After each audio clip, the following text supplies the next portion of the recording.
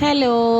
വൈകുന്നേരം 4:45 ആയപ്പോഴത്തേനും മക്കൾ സ്കൂൾ വിട്ട് വന്നു. അപ്പോൾ മീനുകൾക്കൊക്കെ തീറ്റ കൊടുക്കാൻ വേണ്ടി വന്നിരിക്കുക കേട്ടോ. അപ്പോൾ എല്ലാ ഓസ്കാറും ഒരുമിച്ച് വന്നു, അവർക്കൊക്കെ തീറ്റ ഇട്ട് കൊടുത്തു. അതിന് ശേഷം ഞാനൊരു മാസം മുന്നാണ് വെർട്ടിക്കൽ ഗാർഡൻ ചെടി സെറ്റ് ചെയ്തിട്ടുണ്ടായിരുന്നത്. അത് ഒരു ഭാഗത്ത് മാത്രമേ ചെയ്തിട്ടുള്ളൂ കേട്ടോ. മുന്നേ എൻ്റെ കയ്യിൽ കുറച്ച് ചട്ടികളുണ്ടായിരുന്നു, അതിൽ ഞാൻ കുറച്ച് മണി പ്ലാന്റൊക്കെ വെച്ചിട്ടുണ്ടായിരുന്നു. ഇപ്പോൾ അതൊക്കെ ഒരുവിധം സെറ്റായിട്ടുണ്ട്.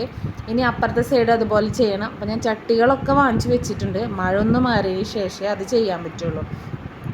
കുറച്ച് നാളായി ഞാൻ വിചാരിക്കുന്നു, എനിക്ക് ടെറാറിയം ഭയങ്കര ഇഷ്ടമാണ്. ചെയ്യാനൊന്നും അറിയൊന്നുമില്ല, പക്ഷേ മോൻ്റെ 2 ഗ്ലോബ് ഉണ്ടായിരുന്നു, മീൻ വളർത്തിയിരുന്നതാണ്.